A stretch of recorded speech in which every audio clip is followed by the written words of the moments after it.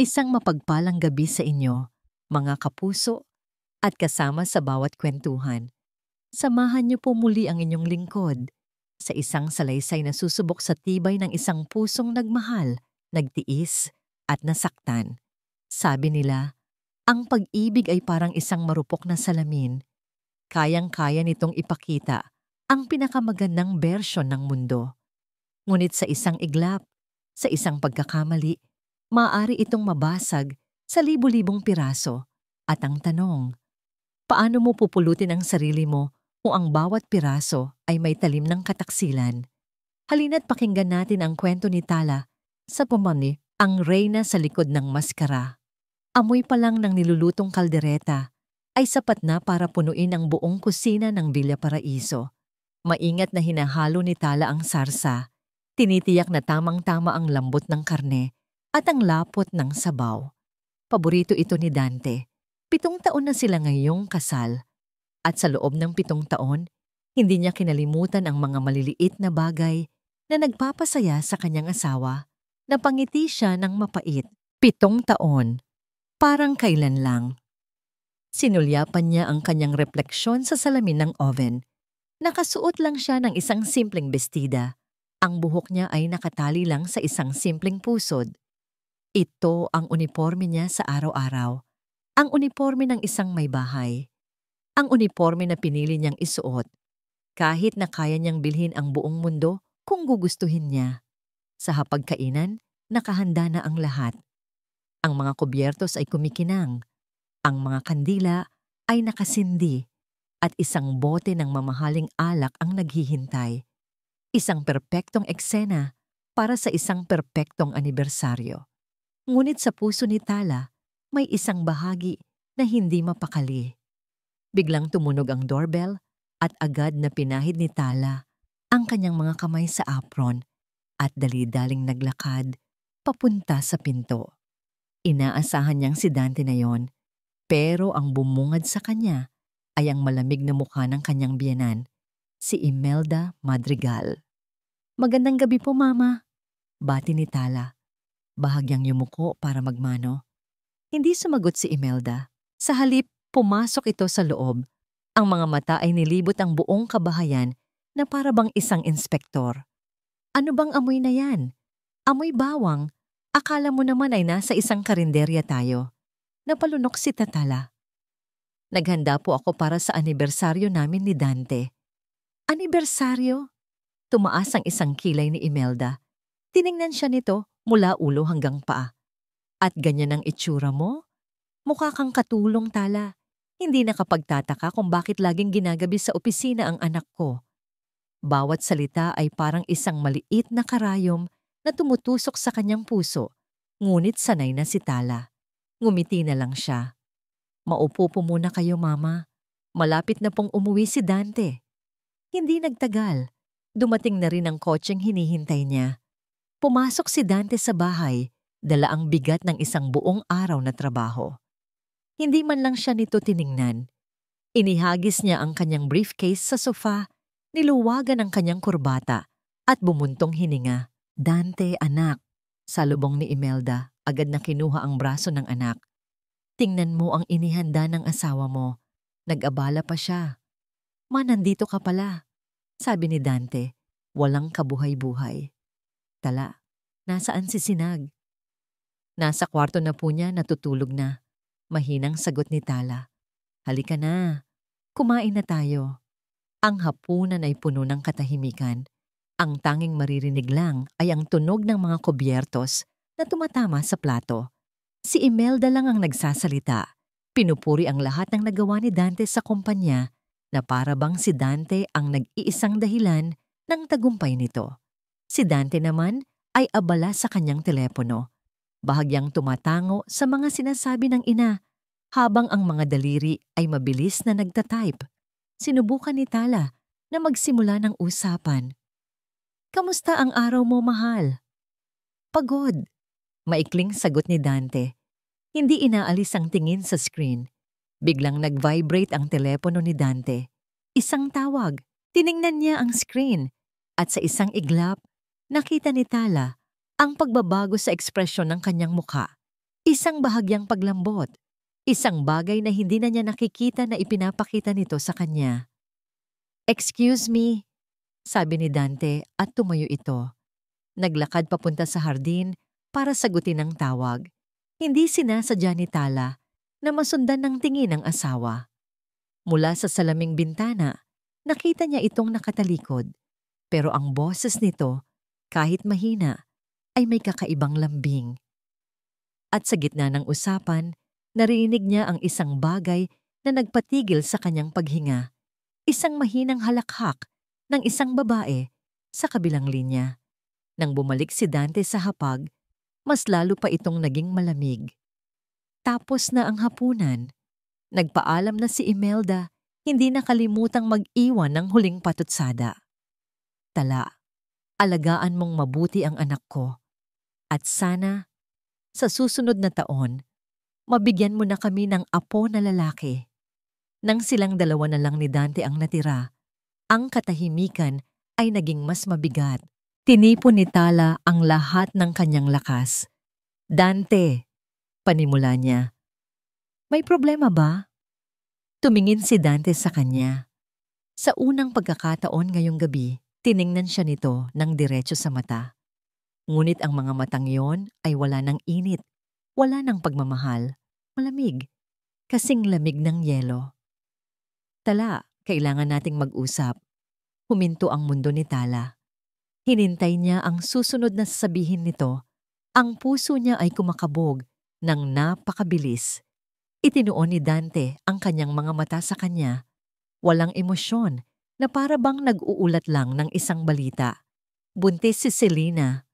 Ang mga salitang yon ay parang isang malakas na kulog na yumanig sa buong pagkatao ni Tala. Buntis si Selena. Ang pangalan ay pamilyar. Ang sekretarya ni Dante. Isang dalaga na palaging nakangiti sa kanya tuwing bibisita siya sa opisina. Isang ngiti na ngayon, sa kanyang isipan, ay isa na palang tabing para sa isang karumal-dumal na pagtataksil. Ano? Iyon lang ang salitang nagawang lumabas sa kanyang mga labi. Ang boses niya ay basag, isang mahinang bulong na puno ng pagkalito. Hindi ko maintindihan, Dante." Hinubad ni Dante ang kanyang relos at ipinatong ito sa mesa. Isang kilos na napakakaraniwan, ngunit sa mga sandaling iyon ay tila napakabagal. Simple lang, Tala, buntis siya. At ako ang ama. Walang pagsisisi, walang pag-aalinlangan. Ang mga salita ay binitiwan niya na para bang nag-uulat lang siya ng panahon. Isang tawa ang kumawala kay Tala. Isang tawang walang saya, puno ng sakit. "Pinagloloko mo ba ako? Anibersaryo natin ngayon, Dante. Ito ba ang sorpresa mo sa akin? Isang masamang biro?" Umiling si Dante. Ang mukha ay blanko pa rin. Hindi ito biro. Sa likod nila, narinig ni Tala ang pagtayo ng kanyang biyenan. "Dante, ano ba itong naririnig ko?" tanong ni Imelda. Pero ang tono nito ay hindi nag-aalala, kundi puno ng intriga. Mamaya na tayo mag-usap," sabi ni Dante. "Hindi," sigaw ni Tala. Ang mga luha ay nagsisimula nang mamuo sa gilid ng kanyang mga mata. "Ngayon tayo mag-uusap. Paano mo nagawa sa akin to? Sa amin ni Sinag." Humakbang si Imelda palapit. Ang mga mata ay nanlilisik kay Tala. At bakit hindi niya magagawa? 7 taon, Tala. 7 taon pero isang anak lang ang naibigay mo sa kanya. At babae pa. Baka naman itong si Selena ang makapagbibigay sa amin ng tagapagmana. Ang bawat salita ni Imelda ay lason na kumakalat sa kanyang sistema. Hindi na niya napigilan ang mga luha. Ang sakit ay napalitan ng galit. "Wala kang karapatang sabihin, 'Yan, Mama. Ang usapan na ito ay sa aming mag-asawa.'" "Wala akong karapatan?" ngisi ni Imelda. "Pamilya ko ang pinag-uusapan natin dito." Habang ang magbiyenan ay nagtatalo, biglang tumunog ang doorbell. Isang mahaba at tuloy-tuloy na tunog na para bang desperado ang taong nasa labas. Napatigil silang lahat. Nagkatinginan si Tala at Dante. Isang malamig na kaba ang gumapang sa dibdib ni Tala. Alam niya kung sino iyon. Huwag mong bubuksan, mariing sabi ni Tala. Ang boses ay nanginginig. Ngunit huli na. Naglakad si Dante papunta sa pinto at binuksan ito. At doon, nakatayo sa ilalim ng ilaw ng beranda, ay si Selena. Ang kanyang damit ay simple, ang kanyang buhok ay bahagyang magulo, at ang kanyang mga mata ay puno ng luha. Ang kanyang mga kamay ay nakahawak sa kanyang tiyan na bahagya ng umuumbok, isang perpektong larawan ng isang babaeng kaawa-awa. Dante, umiiyak na, sabi ni Selena. Tinawagan ako ng nanay mo. Sinabi niya sa akin ang lahat. Patawarin mo ako. Hindi ko sinasadya. Para kay Tala, ang eksena ay isang insulto. Ang kabit ay nasa loob na mismo ng kanyang pamamahay. Umiiyak na, para bang siya ang biktima. Lumayas ka, mahinang sabi ni Tala. Ang bawat salita ay may bigat ng kanyang galit. Tumingin si Selena sa kanya. Ang mga luha ay patuloy na dumadaloy. Ma'am Tala, patawarin niyo po ako. Sinabi kong lumayas ka. Sigaw ni Tala. Humakbang siya palapit. Ang pagnanais na kaladkari ng babae palabas ay nangingibabaw. Ngunit bago pa man siya makalapit, humarang si Dante sa pagitan nilang dalawa. Ipinagsasanggalang si Selena. Tama na, Tala. Ang makita si Dante na pinoprotektahan ng ibang babae, sa loob ng sarili nilang tahanan ang sumira sa huling piraso ng pagtitimpi ni Tala. Tinulak niya si Dante. Paalisin mo siya, Dante. Paalisin mo ang babaeng yan dito. Mommy, Daddy? Isang maliit na boses ang pumunit sa tensyon na bumabalot sa sala. Napatigil silang lahat. Ang kanilang mga galit na salita ay biglang natunaw sa hangin.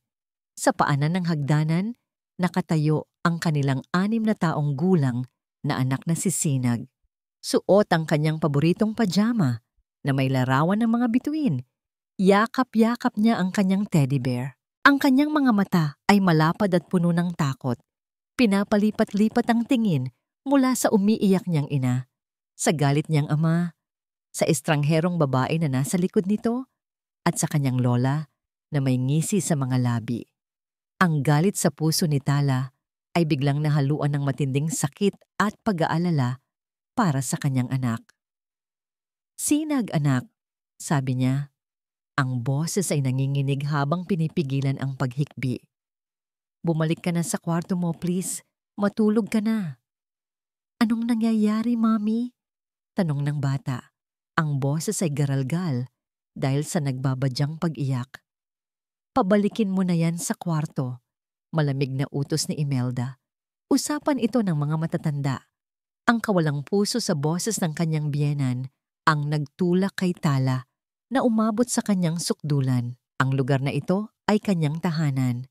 Ang batang iyon ay kanyang anak. Hindi niya hahayaang masira ang kanilang mundo ng ganito kadali. Lumayas ka! Buong lakas na sigaw ni Tala. Ang mga mata ay nag-aapoy sa galit habang nakatitig kay Selena. Wala kang karapatan dito. Humakbang siyang muli, desididong paalisin ang babae sa kanyang pamamahay. Ngunit sa paghakbang niya, biglang napahawak si Selena sa kanyang tiyan at napadaing ng malakas. Aray! Dante! Ang tiyan ko! Para itong isang senyales na gumising sa isang natutulog na halimaw sa loob ni Dante. Ang pag-aalala para sa kanyang magiging anak kay Selena ay ganap na bumulag sa kanya. Ang nakikita na lang niya ay si Tala bilang isang banta. Huwag mong sasaktan ang anak ko! Sigaw ni Dante. Ang muka ay puno ng galit na hindi pa nakikita ni Tala kailanman. At sa gitna ng pagkalito, sa harap ng nanlalaking mga mata ng kanilang anak na si Sinag, nangyari ang hindi kapani-paniwala. Itinulak ni Dante si Tala. Hindi isang simpleng tulak, isang malakas, marahas na pagtulak na puno ng puwersa na nagpatalsik kay Tala paatras, nawalan ng balanse si Tala.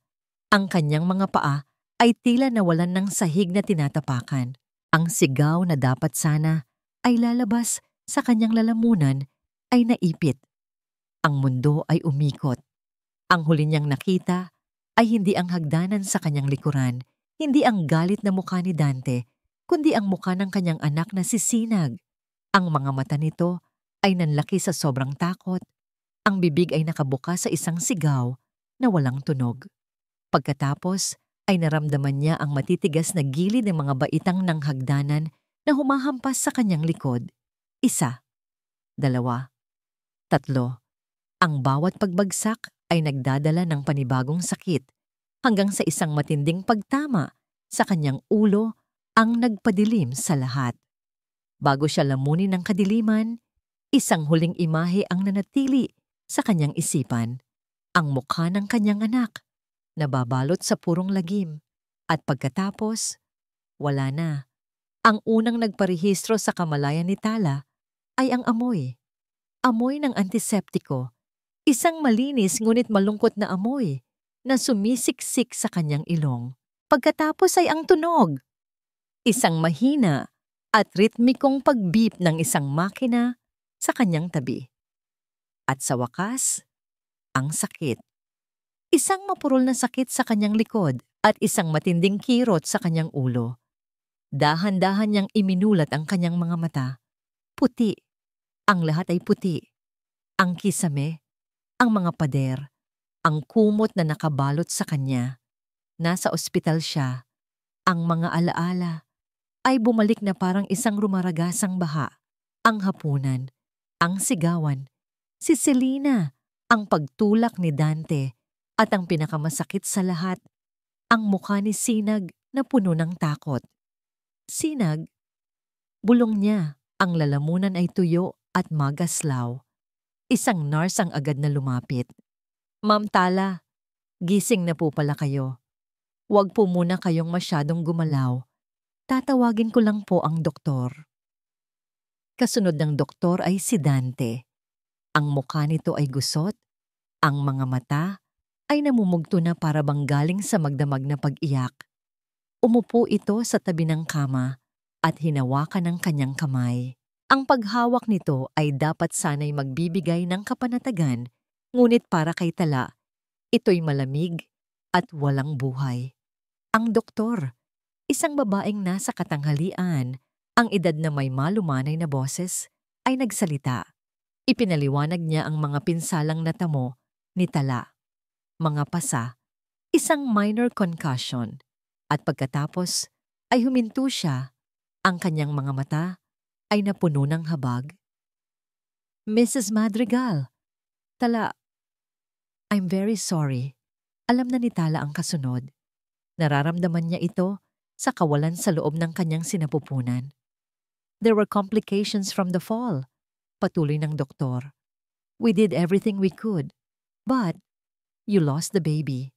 Ang mga salita ay lumutang sa hangin. Sa isang normal na sitwasyon, ang balitang ito ay sapat na para wasakin siya. Ang pangarap nilang magkaroon ng isa pang anak, isang kapatid para kay Sinag, ay biglang naging abo. Ngunit sa mga sandaling iyon, ang sakit ng pagkawala ay natabunan ng mas malaking sakit ng pagtataksil. Walang luhang pumatak, isang malalim at nakabibinging katahimikan lang ang pumuno sa kanyang puso. Nang makaalis ang doktor, niyakap siya ni Dante. Patawarin mo ako, Tala. Patawarin mo ako. Mahal ko. Kasalanan ko ang lahat. Humihikbing sabi nito. Pinabayaan lang siya ni Tala. Wala siyang lakas para itulak ito palayo. Ang katawan niya ay pagod na pagod at ang kanyang isip ay manhid. Hinaplos ni Dante ang kanyang buhok, paulit-ulit na humihingi ng tawad. Ang kanyang mga salita ay dapat sana'y nakakaantig.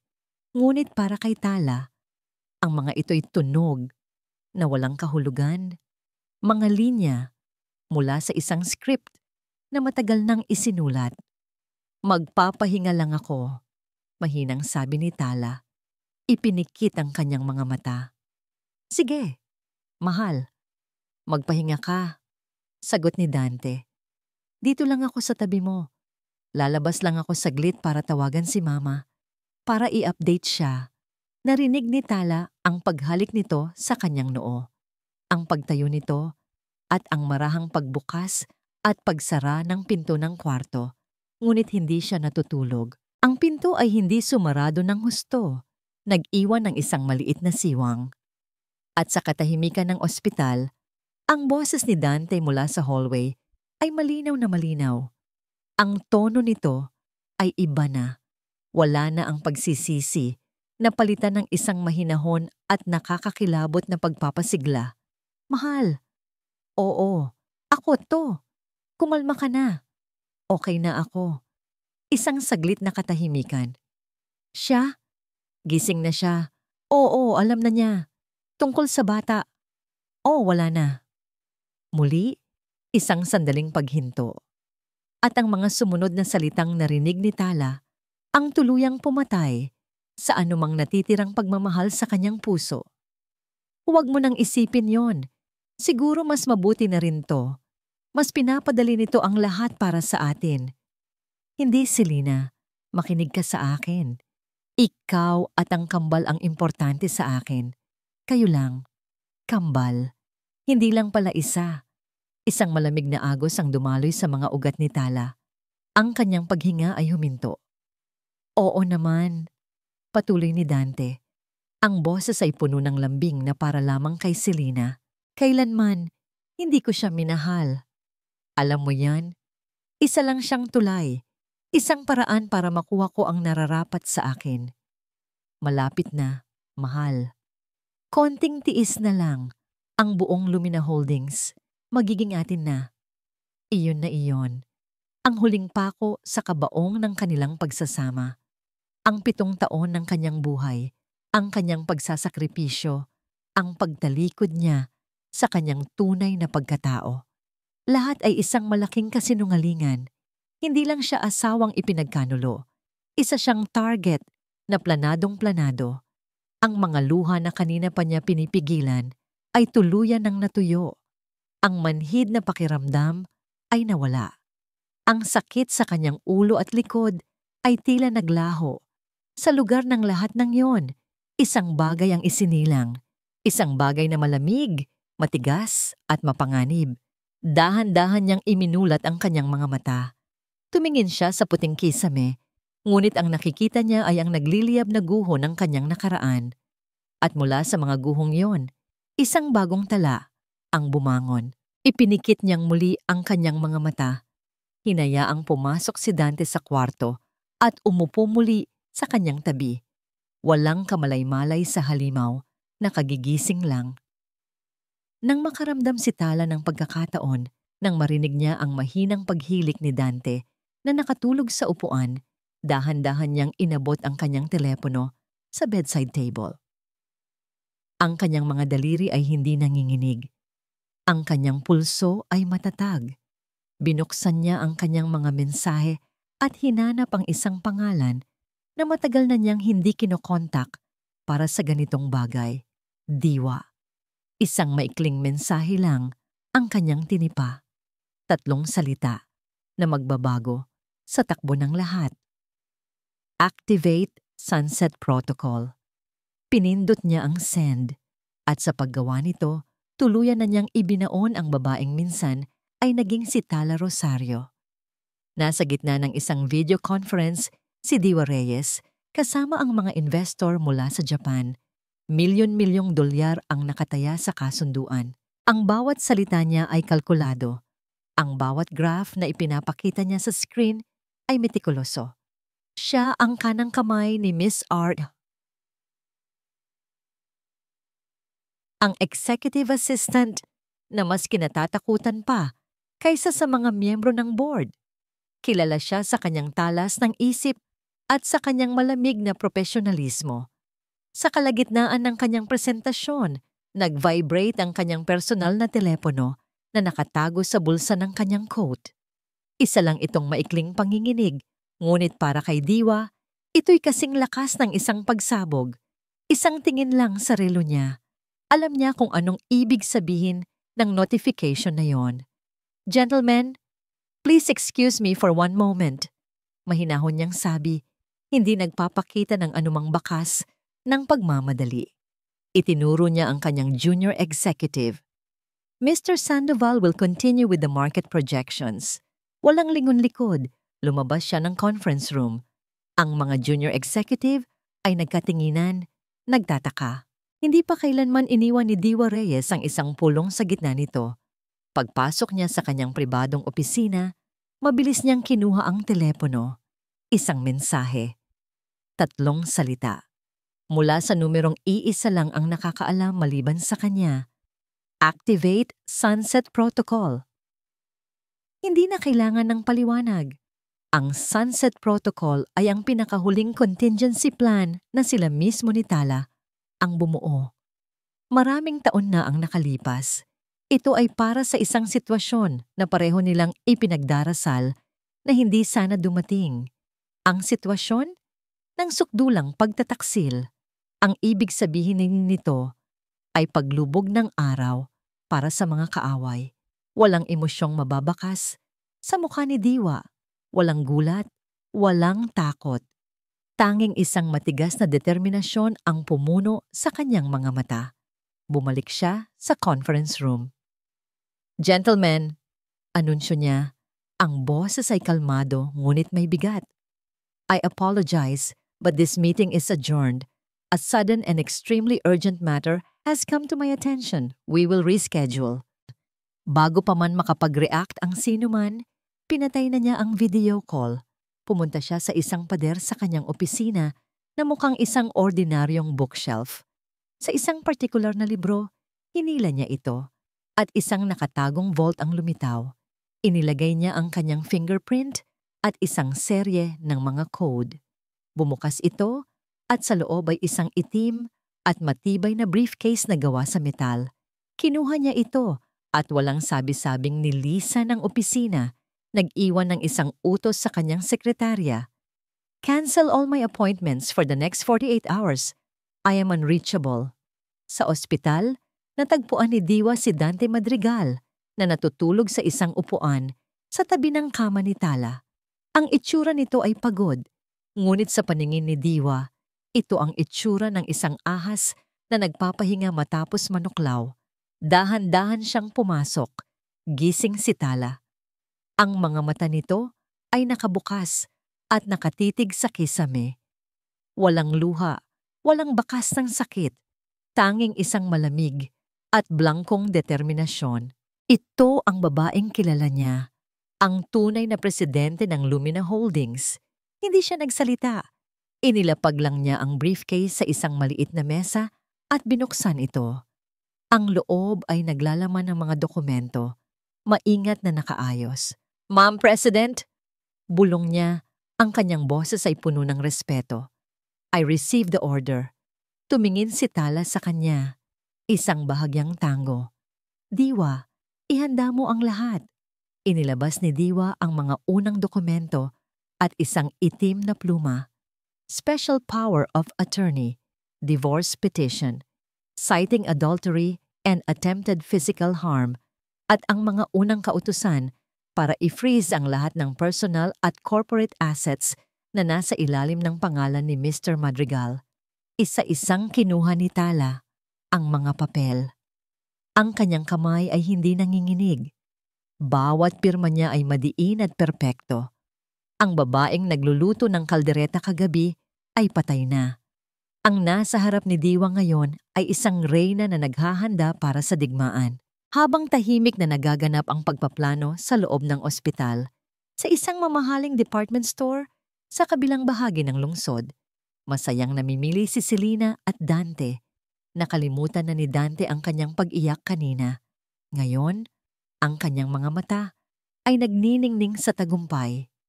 Ito, mahal, bagay sa'yo, sabi ni Dante. Itinaas ang isang designer na maternity dress.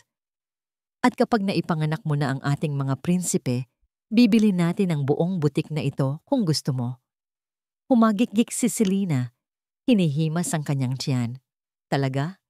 Sigurado ka bang hindi magagalit si Ma'am Tala? May halong pangaasar sa kanyang boses. Ngumisi si Dante. Hayaan mo siya. Pagkatapos ng nangyari, mas lalo lang siyang kakapit sa akin. Konting pag-arte lang ng pagsisisi at babalik din sa dati ang lahat. Hindi niya kayang mabuhay nang wala ako. At kapag nakuha na natin ang kontrol sa Lumina, siya naman ang palalayasin natin. Nagtuloy sila sa pamimili, puno ng mga pangarap tungkol sa isang buhay ng karangyaan, walang kamalay-malay sa bagyong paparating. Sa ospital, natapos ng pirmahan ni Tala ang lahat ng kailangan. Kinuha ni Diwa ang mga dokumento at maingat na isinilid pabalik sa briefcase. Nakausap ko na ang mga abogado. Naka-standby na sila, sabi ni Diwa. Naipadala ko na rin ang mga security personnel sa bahay ninyo para kunin si Sinag. Dadalhin siya sa isang ligtas na lugar kung saan makakasama mo siya paglabas mo dito. Tumango si Tala isang bahag. Hayaang ang kanyang mga mata ay nagpakita ng emosyon sa unang pagkakataon. Pasasalamat. Salamat, Diwa. Trabaho ko po ito, ma'am. Sagot niya. Tumayo na siya para umalis. Ang briefcase ay mahigpit na hawak. Huminto siya sa may pinto at lumingon. Tumingin siya sa natutulog na si Dante, pagkatapos ay kay Tala. Ma'am President, sabi niya, ang kanyang boses ay mahina, ngunit matatag. Ang bagyo ay magsisimula bukas, alas 9 ng umaga. Pumasok si Dante Madrigal sa lobby ng Altura Ventures na parang isang hari na nagbabalik sa kanyang kaharian. Ang bawat empleyadong madaanan niya ay yumuyuko, bumabati ng good morning sir na may halong paggalang at takot. Nginitian niya sila. Isang ngiting hindi umaabot sa kanyang mga mata. Sa isip niya, lahat sila ay mga langgam lamang sa kanyang paanan. Ang kape ko, sabi niya sa kanyang sekretarya pagdating sa kanyang opisina. Hindi man lang ito tinitingnan habang inilalapag ang kanyang mamahaling leather briefcase. At siguraduhin mong mainit yan ngayon, hindi tulad kahapon. Yes, sir. Mabilis na sagot ng babae at halos takbuhin ang pantry. Umupo si Dante sa kanyang malaking upuan, humarap sa salaming bintana na tanaw ang buong lungsod. Ito ang kanyang mundo. Siya ang gumawa nito. Si Tala? Isa lang siyang masunuring asawa na may perang nagkataong nagamit niya. Ang Lumina Holdings ay isang higante.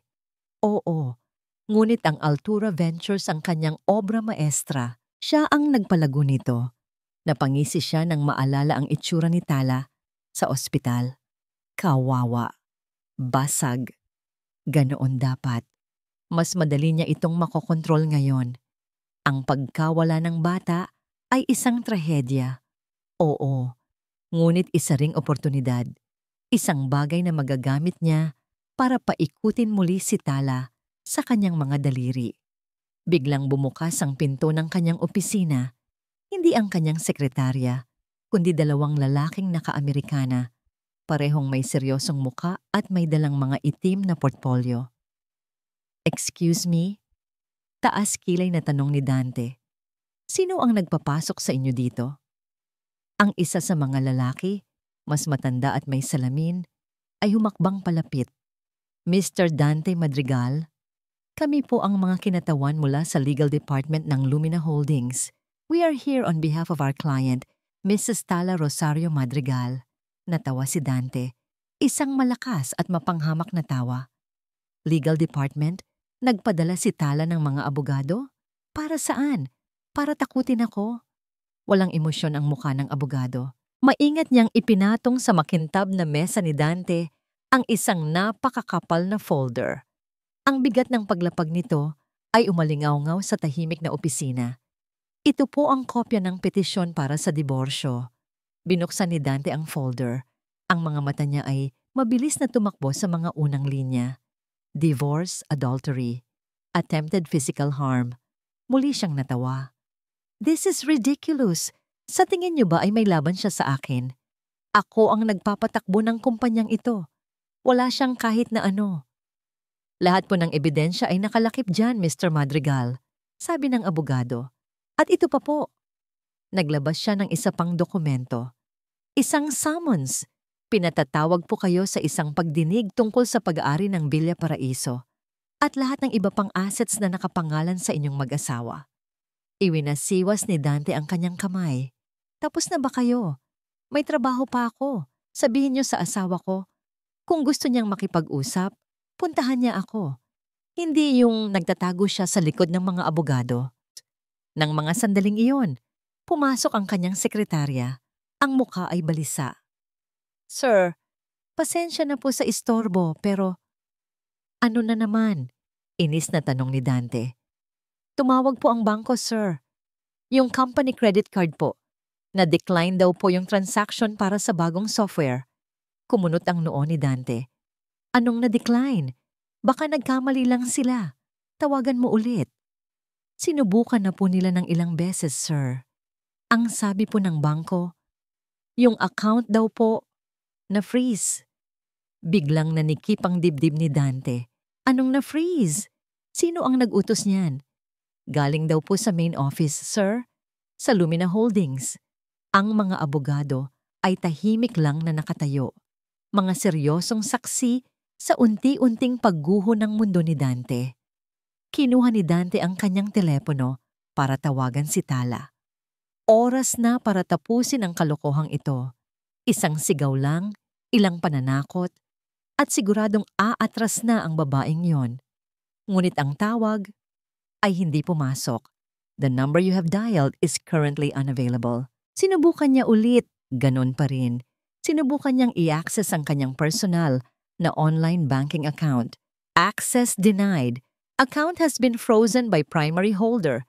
Isang malamig na kaba ang gumapang sa kanyang dibdib. Hindi ito maaari. Paanong? Biglang may pumasok na email sa kanyang computer. Ang subject line ay nakabold at pula. Urgent. Emergency board meeting. Nanginginig ang kamay na pinindot niya ito. 2. Dante Madrigal, CEO, Altura Ventures. From the Office of the Chairman, Lumina Holdings. Subject: Notice of an Emergency Board of Directors meeting. You are hereby required to attend an emergency meeting of the Board of Directors of Lumina Holdings today at 2 p.m. sharp. Your presence is mandatory. Agenda: A motion to review and vote on the immediate dismissal of Mr. Dante Madrigal as CEO of Altura Ventures due to gross misconduct and actions detrimental to the company's interests. Paulit-ulit niyang binasa ang mga salita. Immediate dismissal. Ang hangin sa kanyang baga ay tila naubos. Ang pagmamataas ay napalitan ng pagkalito. At sa ilalim ng pagkalitong yon, isang damdamin na matagal na niyang hindi naramdaman ang nagsimulang sumibol. Takot. Ang boardroom ng Lumina Holdings ay isang santuwaryo ng kapangyarihan. Ang mahabang lamesa na gawa sa mahogany ay kumikinang sa ilalim ng mga eleganteng ilaw. Ang mga upuan ay gawa sa pinakamahal na katad at ang mga pader ay napapalibutan ng mga obra ng mga pambansang alagad ng sining. Sa lugar na ito, isang salita lang ay maaaring magpayaman o magpahirap sa libo-libong tao. Ngunit sa mga sandaling iyon, wala ni isa sa mga ito ang nakapagpakalma kay Dante. Pagpasok niya, lahat ng mga miyembro ng board ay naroroon na, mga matatandang lalaki at babae na ang mga pangalan ay kilala sa mundo ng negosyo. Ang kanilang mga mukha ay seryoso, ang kanilang mga mata ay matatalas. Walang bumati sa kanya. Tanging isang tango lang mula sa ilan, isang malamig na pagkilala sa kanyang presensya. Umupo si Dante sa bakanting upuan na nakalaan para sa kanya. Sa tapat mismo ng pinakaulo ng lamesa, ang upuan ng chairman o chairwoman. Sa kasong ito, ang misteryosong si Miss R na hindi niya pa nakikita kahit kailan. Ang nag-iisang taong nagmamay-ari ng mayorya ng kumpanya. Sinubukan niyang maging kampante. Inayos niya ang kanyang kurbata at ipinatong ang kanyang mga kamay sa mesa. Mga Ginoo, mga ginang, panimula niya, ang boses ay pilit na pinatatag. Alam kong biglaan ang pagpupulong na ito.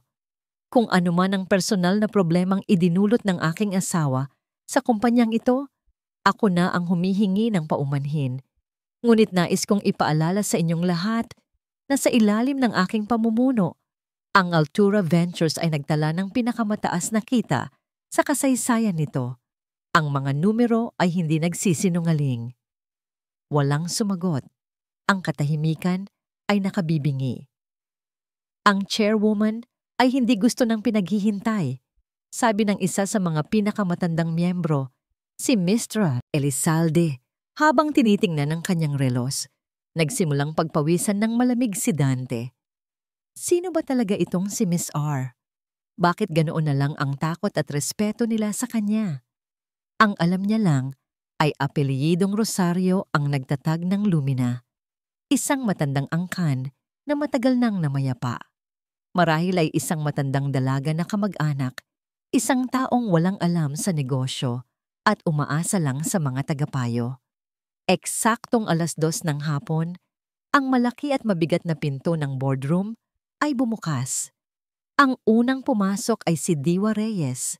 Kumunot ang noo ni Dante. Anong ginagawa ng utusan ni Tala dito? Ngunit may kakaiba kay Diwa. Hindi ito ang lalaking nakayuko at laging sumusunod sa utos ni Tala. Ang Diwa na pumasok ngayon ay nakasuot ng isang perpektong Amerikana. Ang tindig ay tuwid at ang mga mata ay may awtoridad. Naglakad siya papunta sa gilid ng upuan ng chairman at tumayo roon na parang isang gwardiya.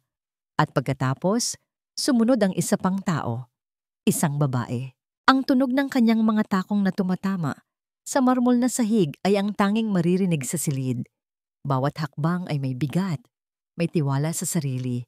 Nakasuot siya ng isang navy blue power suit na perpektong bumagay sa kanyang katawan. Ang kanyang buhok ay nakaayos sa isang eleganteng bun. Walang kahit isang hibla na wala sa lugar. Ang kanyang mukha ay may bahagyang makeup.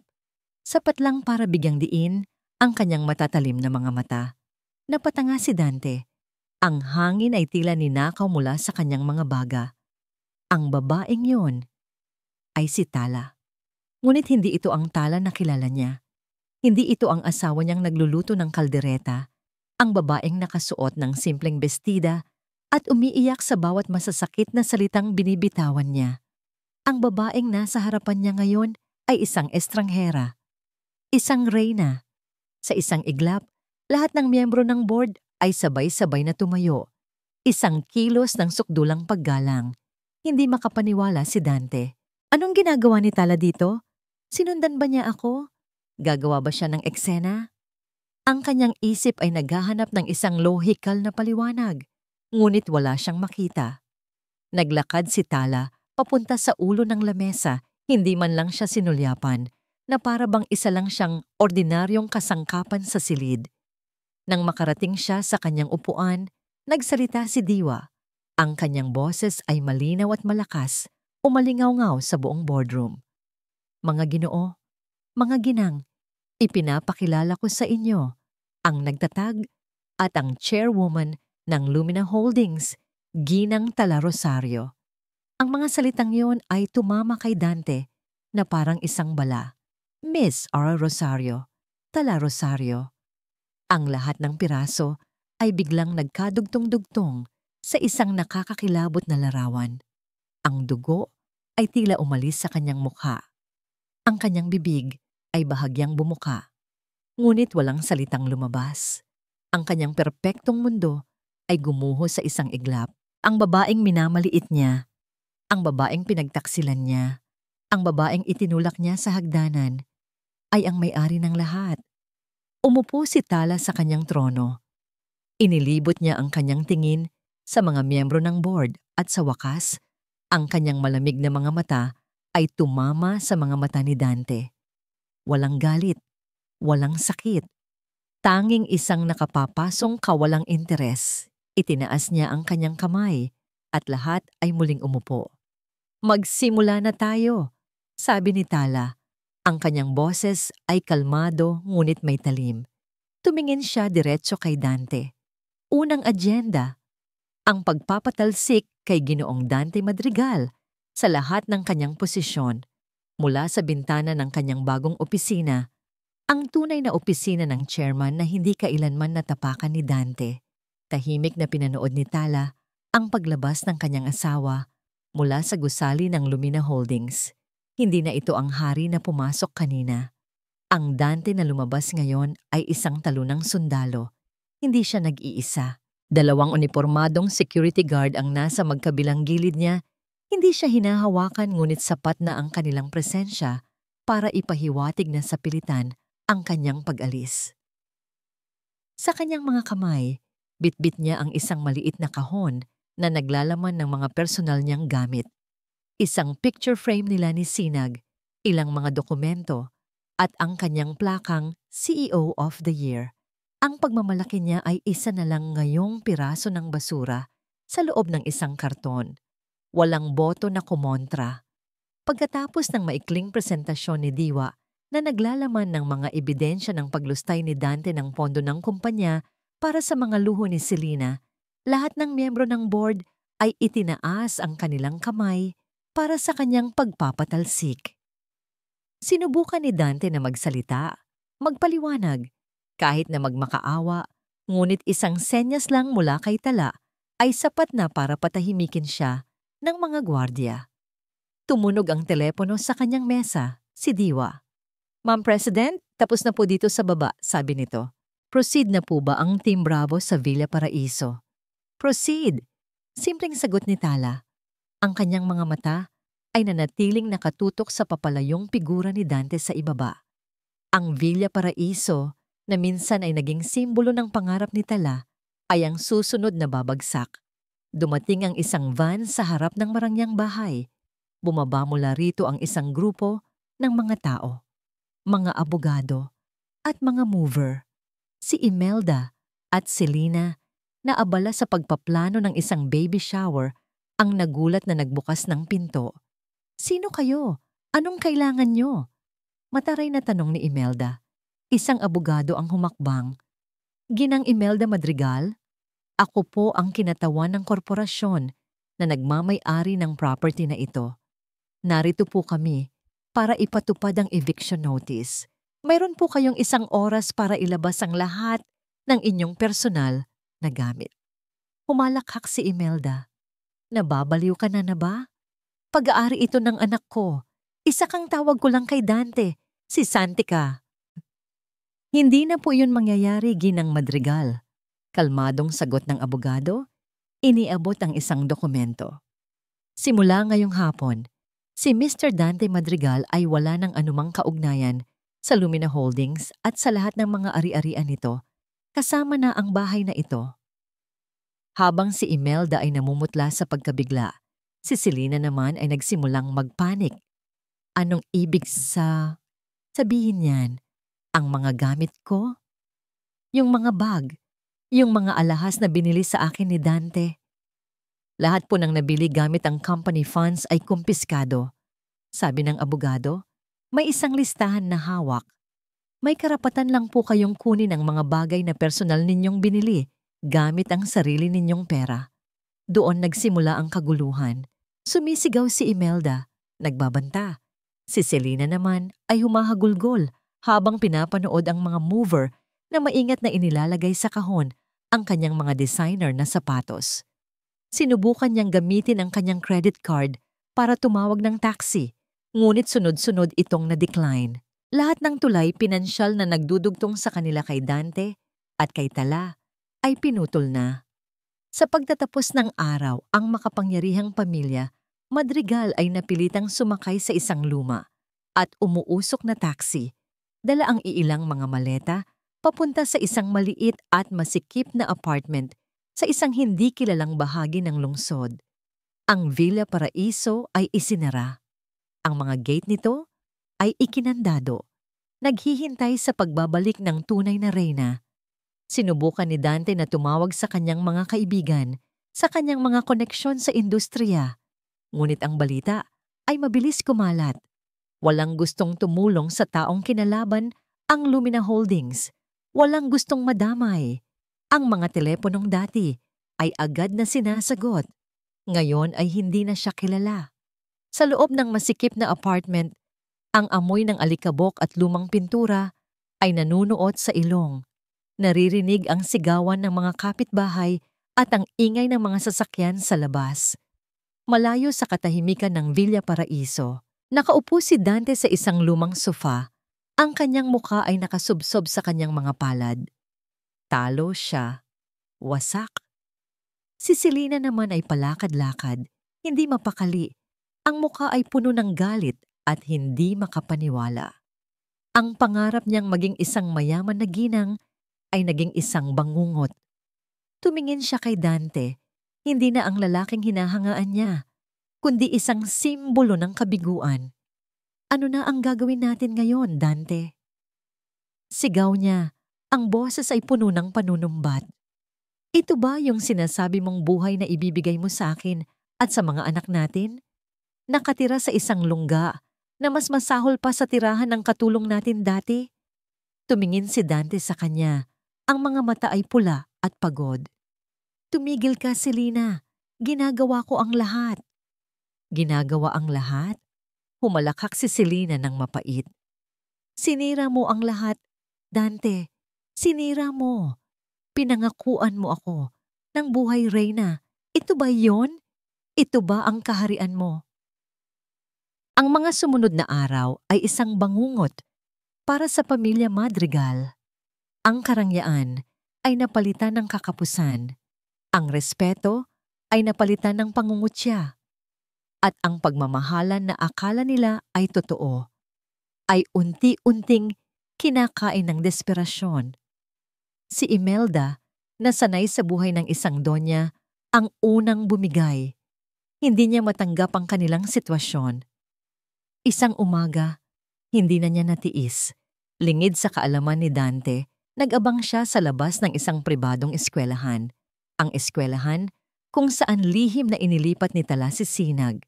Nang makita niya ang sasakyan ni Tala na huminto para ihatid ang bata, agad siyang tumakbo palapit. Tala! Apo! Sigaw niya, sinusubukang magmukhang kaawa-awa. Agad na humarang ang dalawang babaeng security personnel na laging kasama ni Tala. Ngunit bago pa man sila makalapit, mabilis na lumabas si Tala mula sa kotse. Ibinigay niya si Sinag sa isang guard para maipasok na sa loob ng eskwelahan at hinarap niya ang kanyang biyenan. Ang kanyang mukha ay kasing lamig ng umaga. Anong ginagawa mo dito, Imelda? Tala anak, parang awa mo na. Lumuhod si Imelda sa semento. Ang kanyang mamahaling damit ay nadumihan. Patawarin mo na kami. Patawarin mo na ang anak ko. Nagkakamali lang siya. Isipin mo si Sinag ang apo ko. Huwag mong hayaang lumaki siya sa isang sirang pamilya. Tiningnan lang siya ni Tala. Walang bakas ng awa. Ang pamilyang sinasabi mo ay matagal nang sinira ng anak mo. At huwag na huwag mong babanggitin ang pangalan ng anak ko. Hindi mo siya apo. Pero Tala, kung talagang nag-aalala ka para sa apo mo, putol ni Tala. Ang boses ay may talim. Sana inisip mo, yan bago mo pinagtakpan ang kataksilan ng anak mo. Sana inisip mo yan nung hinayaan mong itulak niya ako sa hagdanan sa harap mismo ng bata. Hindi na nakasagot si Imelda. Lumayo ka sa anak ko, mariing sabi ni Tala. Sa susunod na makita pa kitang malapit sa kanya, sisiguraduhin kong hindi lang eviction notice ang matatanggap ninyo. Tumalikod si Tala at sumakay sa kanyang kotse. Iniwan si Imelda na nakaluhod at umiiyak sa gitna ng daan. Isang palabas na walang nanonood. Habang si Imelda ay gumagawa ng eksena, si Dante naman ay may ibang plano. Sa loob ng ilang linggo, lihim niyang ginamit ang natitira niyang pera para upahan ang isang private investigator. Mayroon siyang hinala, isang alas na inaasahan niyang magpapabagsak kay Tala. Gabi. Sa isang madilim at halos walang taong coffee shop, nagkita si Dante at si Diwa. Si Diwa ang nagtakda ng lugar. Anong kailangan mo, Dante? Tanong ni Diwa. Walang anumang formalidad. Ngumisi si Dante. Inilapag ang isang brown envelope sa mesa. Alam kong ikaw ang aso ni Tala, kaya ikaw ang pinapunta ko. Sabihin mo sa kanya, tapusin na niya ang kalokohang ito. Ibalik niya ang posisyon ko, ang bahay ko, at bigyan niya ako ng disenteng halaga para sa diborsyo. Tiningnan lang ni Diwa ang envelope. At bakit naman niya gagawin yon? Dahil dito, sabi ni Dante, itinulak ang envelope palapit kay Diwa. Buksan mo. Binuksan ni Diwa ang envelope. Sa loob ay mga kopya ng mga lumang dokumento, mga bank transaction mula pa halos 20 taon na ang nakalipas. Isang kasunduan sa pagitan ng Lumina Holdings at isang Shell Corporation, isang malinaw na kaso ng tax evasion at money laundering. Ang galing ng tatay ni Tala. Ano? Mayabang na sabi ni Dante. Akala niya siguro nabaon na niya sa limot ang mga kalokohan niya. Isang tawag ko lang sa media, isang email lang sa gobyerno, at guguho ang buong imperyo na ipinagmamalaki ng asawa ko. Kaya sabihin mo sa kanya, makipag-ayos na siya habang may pagkakataon pa. Sa halip na magpanik, isang bahagyang namungiti ang lumitaw sa mga labi ni Diwa. Kinuha niya ang kanyang sariling telepono, may pinindot, at ipinatong ito sa mesa. Nakaharap kay Dante. Matalino ka, Dante, sabi ni Diwa. Pero hindi sapat. Nagplay ang isang video sa screen. Isa itong lumang security footage, grainy at walang tunog, ngunit malinaw ang mga mukha. 2 lalaki ang nag-uusap sa isang opisina. Ang isa ay ang yumaong ama ni Tala, si Mr. Ricardo Rosario. At ang kasama niya, nanlaki ang mga mata ni Dante. Ang kasama niya ay ang kanyang sariling ama, si Mr. Alberto Madrigal. Ipinakita sa video si Alberto Madrigal na umiiyak, nagmamakaawa, habang si Ricardo Rosario ay mukhang problemado. Kasunod nito, ipinakita ni Diwa ang isa pang dokumento sa screen, isang affidavit na may pirma ni Ricardo Rosario. Isinulat bago siya mamatay. Basahin mo, utos ni Diwa. Nanginginig ang mga kamay na binasa ni Dante. Nakasulat doon ang katotohanan. Ang ama niya, si Alberto, ang siyang nagtayo ng Shell Corporation. Siya ang nagnakaw ng pera mula sa Lumina.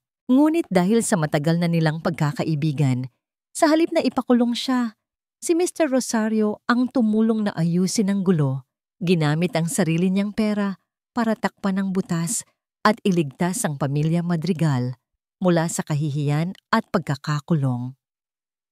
Ang mga transaksyon na nakita ni Dante ay hindi pagnanakaw ni Mr. Rosario, kundi pagliligtas sa ama niya. Ang buong buhay mo, ang edukasyon mo, ang maliit na puhunan na ginamit mo para magsimula. Lahat yan ay galing sa kabutihang loob ng pamilyang sinira mo. Malamig na sabi ni Diwa. Ang alas na akala mo ay hawak mo? Yan ang patunay ng pinakamalaking kasalanan ng pamilya niyo. Napatulala si Dante. Ang sandatang akala niya ay papatay kay Tala ay isang punyal na nakatutok pala sa sarili niyang puso. Lahat ng kanyang pagmamataas, lahat ng kanyang galit kay Tala dahil sa pagiging mas angat nito, lahat ay nabalot sa isang malaking kasinungalingan na siya mismo ang naniwala. Ang kanyang huling alas ay abona. Sa loob ng ilang araw matapos ang pag-uusap nila ni Diwa, si Dante ay parang isang multo sa kanilang masikip na apartment. Hindi siya nagsasalita. Nakatitig lang sa kawalan. Ang bigat ng katotohanan ay unti-unting dumudurog sa kanya. Ang pundasyon ng kanyang buong pagkatao, ang paniniwalang inagawan siya ng karangalan ng mga Rosario, ay gumuho. At ang naiwan ay isang hungkag na lalaki na binuo ng inggit at kasinungalingan. Ngunit si Tala ay hindi pa tapos. Isang gabi, habang nagtatalo na naman si Dante at ang buntis na si Selena tungkol sa pera, isang kakatok sa pinto ang nagpatigil sa kanila. Hindi pulis. Isang babaeng nakasuot ng simpleng bestida. Ang mukha ay kalmado. Ang mga mata ay diretsyo. Si Selena. Ngunit hindi ang Selena na kilala ni Dante. Selena? Gulat na tanong niya. Pumasok ang babae, hindi pinansin si Dante. Ang kanyang mga mata ay nakatuon sa buntis na si Selena na agad nagpakita ng pagkaalarma at pagiging depensiba. Anong ginagawa mo dito? Tanong ng buntis na Selena. Hinahawakan ng kanyang malaking tiyan. Umupo ang bisitang si Selena. Nag-usap kami ni Ma'am Tala, sabi niya sa mahinang boses. Ang pangalan pa lang ni Tala ay sapat na para magdulot ng kaba sa silid. Binigyan niya ako ng pagpipilian. Patuloy ng babae, ang tingin ay hindi inaalis kay Selena. Maari akong manatiling tikom ang bibig at hahayaan niya akong madamay sa lahat ng kasong isasampa niya laban kay Dante. Conspiracy, fraud, perjury. Maari akong tumestigo. Huwag kang maniwala sa kanya, sigaw ni Dante. Ginagamit ka lang niya. Talaga ba, Dante? Sagot ng babae. Sa wakas ay tumingin sa kanya. Ang mga mata ay puno ng pagod at pagsisisi. Sino ba ang tunay na gumamit sa atin? Ipinain mo ako. Ipinain mo ang magiging mga anak mo. Para saan? Para sa isang imperyo na hindi naman pala sayo? Selena, pakiusap. Hindi, mariing sabi niya. Tapos na ako. Iyon pala ang huling alas ni Tala. Hindi ito ebidensya ng pera o dokumento. Ito ay ang katotohanan. Inihain sa taong pinakaapektado nito. Isang linggo pagkatapos, nagpatawag ng press conference ang Lumina Holdings. Sa harap ng daan-daang kamera at mamamahayag, tumayo si Diwa Reyes sa entablado. Sa isang malaking screen sa kanyang likuran, ipinakita ang lahat. Ang mga bank statement na nagpapakita ng paglustay ni Dante, ang medical records mula sa ospital, at ang pinakamatindi sa lahat, isang video. Isang video na kuha mula sa isang nakatagong kamera sa opisina ni Dante. Kuha ito ilang linggo bago ang insidente sa hagdanan. Sa video, malinaw na maririnig si Dante na kausap si Selena. Konting tiis na lang, mahal, sabi ni Dante sa video.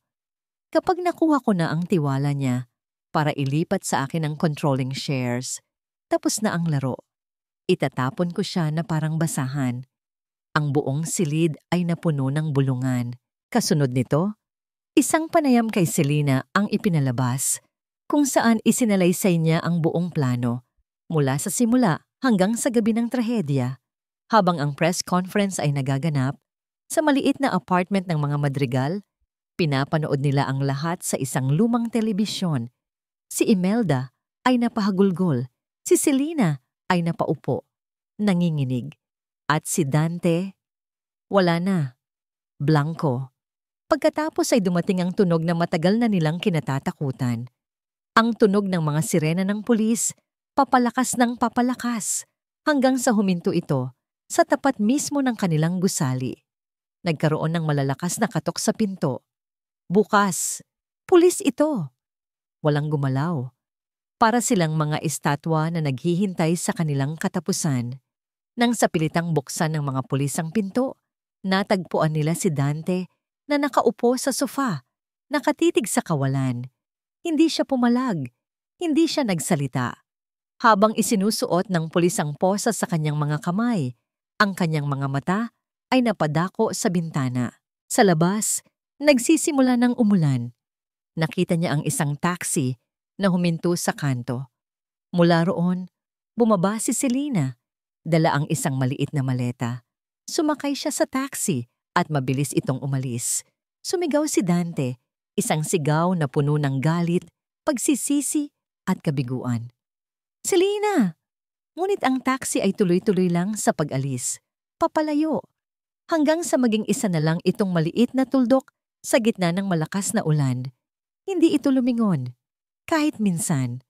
Ang visiting area ng City Jail ay isang lugar na walang kulay. Ang mga pader ay kulay abo. Ang sahig ay gasgas na. At ang hangin ay mabigat sa amoy ng pinaghalong lumbay at pagsisisi. Isang makapal na salamin ang naghihiwalay sa mga bilanggo at sa kanilang mga bisita. Ang kanilang mga boses ay dumadaan lamang sa isang depektibong telepono.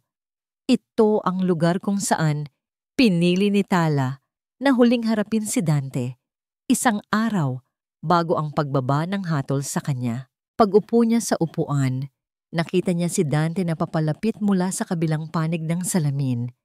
Ang lalaking minsan ay kinilala bilang isa sa pinakamatagumpay na negosyante ay isa na lang anino ng kanyang dating sarili. Ang kanyang buhok ay mas mahaba at magulo. Mayroon ng mga guhit ng puti. Ang kanyang dating kumpiyansang tindig ay kubana. At ang kanyang mga mata, na minsan ay puno ng ambisyon, ay puno na ngayon ng kawalan. Kinuha ni Dante ang telepono. Ganoon din ang ginawa ni Tala. Tala, sabi ni Dante. Ang boses ay paos at basag. Dumating ka. Hindi sumagot si Tala. Tinitigan niya lang ito. Pinag-aaralan ang lalaking minsan ay minahal niya nang higit pa sa kanyang sarili. Wala na ang galit. Wala na ang puot. Ang nararamdaman na lang niya ay isang malalim at nakalulunod na awa. Patawarin mo ako, patuloy ni Dante. Ang mga luha ay nagsimulang mamuo sa kanyang mga mata. Alam kong huli na ang lahat. Alam kong wala nang babalikan. Pero kailangan kong sabihin. Patawarin mo ako, Tala. Sa lahat. Sa bawat kasinungalingan. Sa bawat sakit. Patawarin mo ako. Sa unang pagkakataon, sa loob ng mahabang panahon, nagsalita si Tala sa kanya. Hindi bilang chairwoman ng Lumina, kundi bilang ang babaeng winasak niya. Bakit, Dante? Iyon lang ang gusto kong malaman. Bakit? Hindi pa ba sapat? Ibinigay ko sa iyo ang lahat. Yumuko si Dante. Ang mga luha ay tuluyan ng pumatak. Dahil duwag ako, aminado niya. Dahil sa tuwing tinitingnan kita, nakikita ko ang lahat ng bagay na hindi ako. Matalino ka, magaling ka. Sa'yo ang lahat. At ako, isa lang akong anino na nabubuhay sa liwanag mo.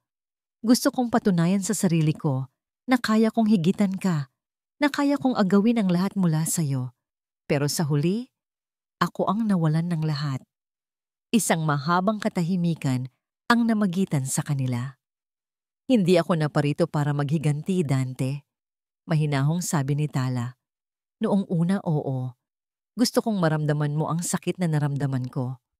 Gusto kong makita kang nagdurusa. Pero habang tinitingnan kita ngayon, napagtanto ko na ang paghihiganti pala ay walang saysay. Tumingala si Dante. Ang muka ay puno ng pagkalito.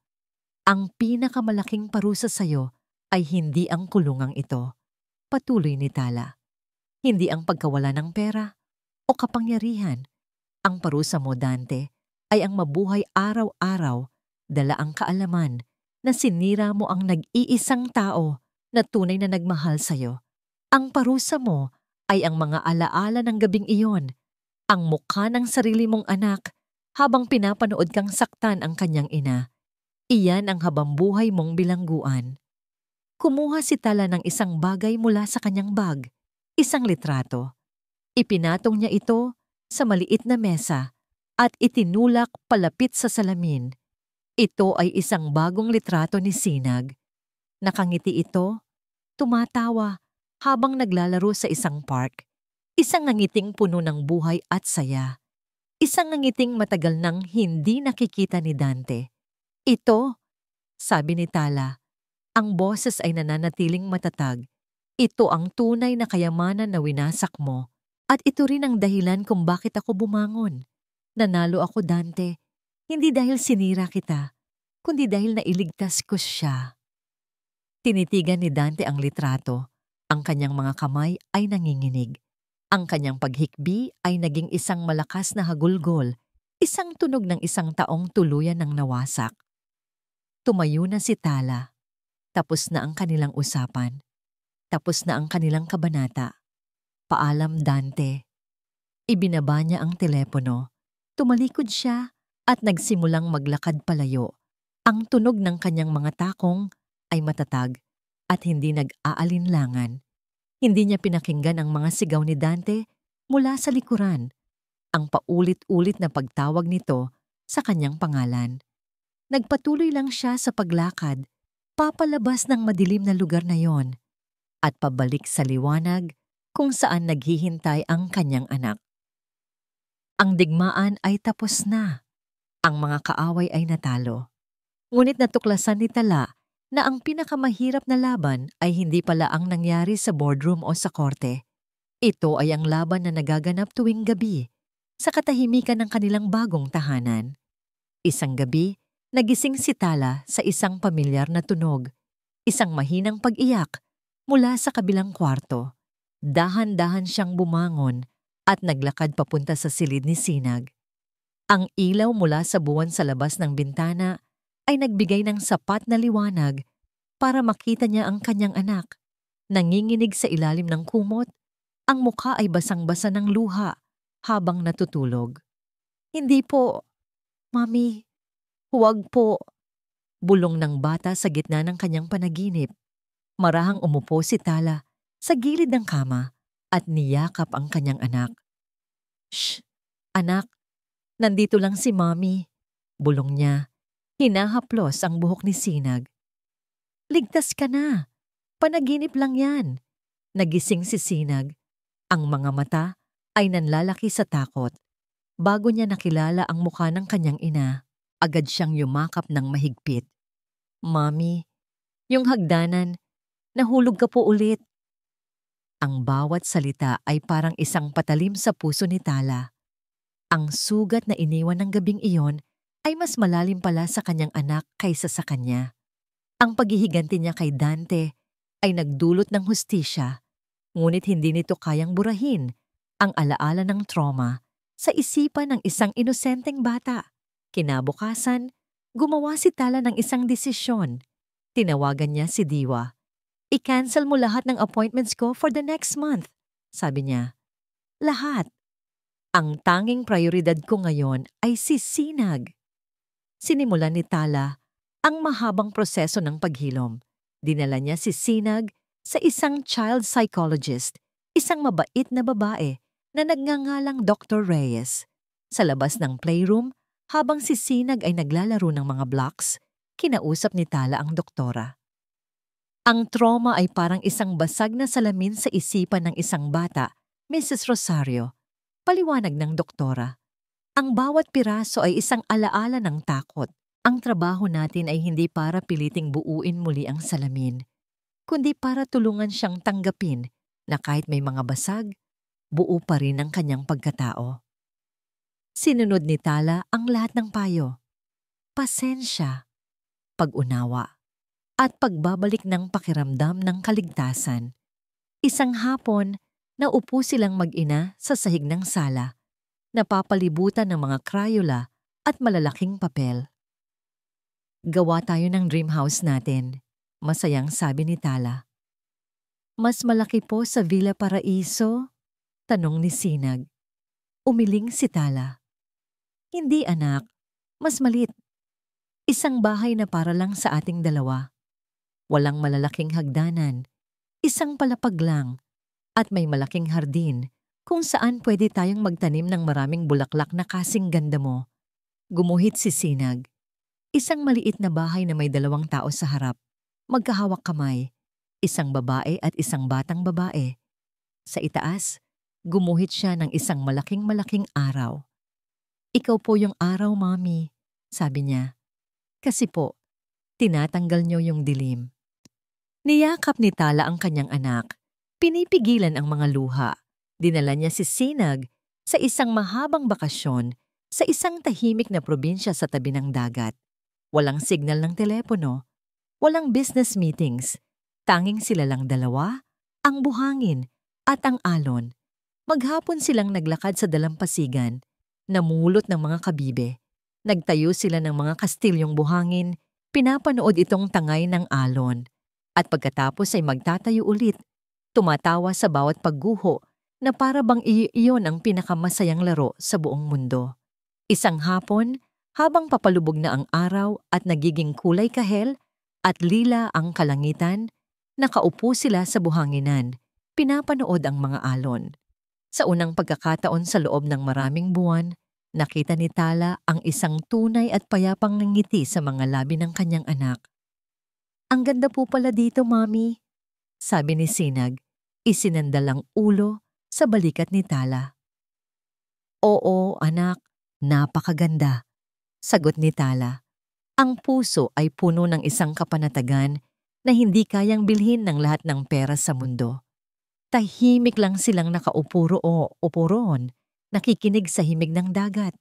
Pagkaraan ng ilang sandali, humarap si Sinag sa kanya. Ang mga mata ng bata ay kumikinang, sumasalamin sa kulay ng papalubog na araw. Ngumiti ito, isang ngiting buo, walang bakas ng takot, walang anino ng nakaraan. "Mami," sabi nito sa isang malinaw at masayang boses, "mahal na mahal po kita. Ikaw po ang reyna ko." Isang butil ng luha ang pumatak mula sa mata ni Tala. Ngunit sa pagkakataong ito, hindi ito luha ng sakit o galit. Ito ay luha ng purong kaligayahan. Niyakap niya ang kanyang anak at sa ilalim ng papalubog na araw, naramdaman ni Tala na sa wakas, tunay na siyang nagtagumpay. Lumipas ang 3 taon. Ang Lumina Holdings, sa ilalim ng hayag at matatag na pamumuno ni Chairwoman Tala Rosario, ay umabot sa tugatog ng tagumpay na hindi pa nito nararating kailanman. Si Tala ay hindi na isang misteryo. Siya ay naging isang inspirasyon, isang simbolo ng katatagan at kapangyarihan ng isang babae na bumangon mula sa abo. Ang kanyang kwento, kahit na hindi lahat ng detalye ay isinapubliko, ay naging alamat sa mundo ng korporasyon. Isang Martes ng umaga, sa loob ng kanyang minimalist at eleganteng opisina sa bahay, seryosong kausap ni Tala ang mga board members mula sa Europa sa pamamagitan ng isang video call. Ang kanyang pananalita ay matatas, ang kanyang mga punto ay matalas. Walang sino man ang makakapagsabi na ang babaeng may kontrol sa isang multibilyong dolyar na kumpanya ay ang parehong babae na minsang nagmakaawa para sa pagmamahal ng isang lalaki. Therefore, the motion is passed. We will proceed with the acquisition. Pagtatapos niya, "Thank you for your time, gentlemen." Sa isang pindot, pinatay niya ang tawag. Huminga siya ng malalim, ipinikit ang mga mata, at pagmulat niya, ang anyo ng isang mahigpit na chairwoman ay naglaho. Isang ngiti ang sumilay sa kanyang mga labi. Tumayo siya, hinubad ang kanyang business blazer, at lumabas ng kanyang opisina. Ang bahay na tinutuluyan nila ngayon ay ang bahay na iginuhit nila ni Sinag sa papel noon.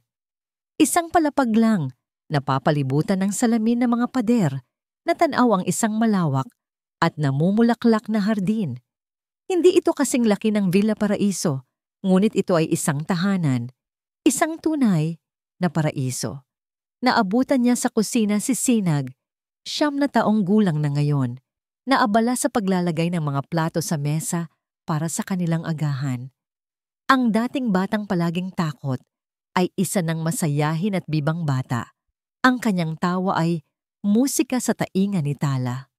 "Naunahan mo na naman ako, mahal," sabi ni Tala. Hinalika ng tuktok ng ulo ng kanyang anak. "Siyempre, Mami, gutom na po ako," sagot ni Sinag, ngumingiti. "At saka, may bisita po tayo." Mula sa hardin, pumasok si Diwa Reyes. May dalang isang basket ng mga bagong pitas na mangga mula sa puno sa kanilang bakuran. Hindi na siya nakasuot ng Amerikana. Ngayon, isa na siyang kaibigan, isang tito kay Sinag.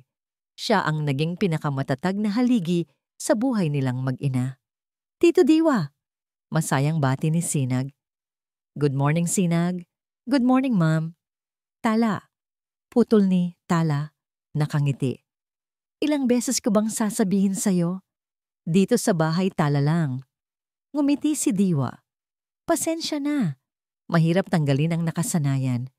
Naupo silang 3 sa mesa, isang maliit at masayang pamilya na binuo hindi ng dugo, kundi ng katapatan at pagmamahal.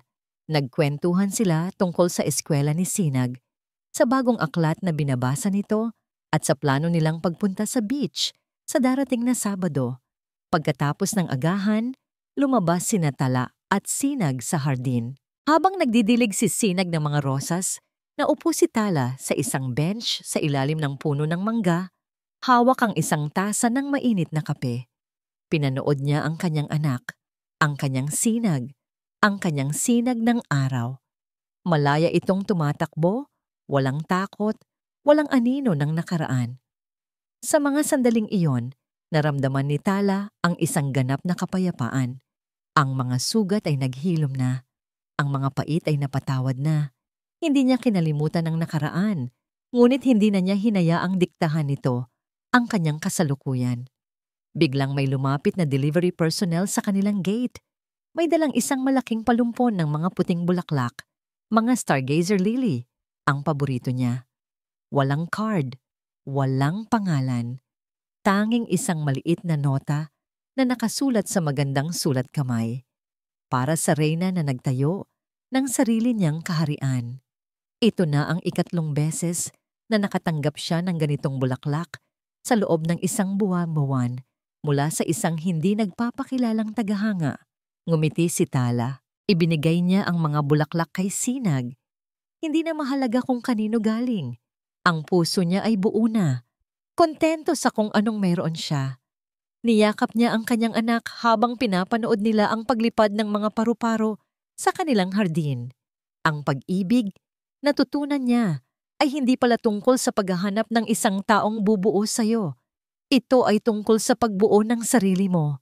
At pagkatapos ay pagbabahagi ng kabuuang iyon sa mga taong tunay na mahalaga.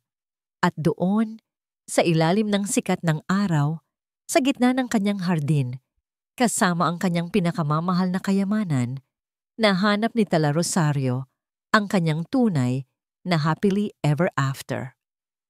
At dito po nagtatapos ang kwento ni Tala, ang reyna sa likod ng maskara.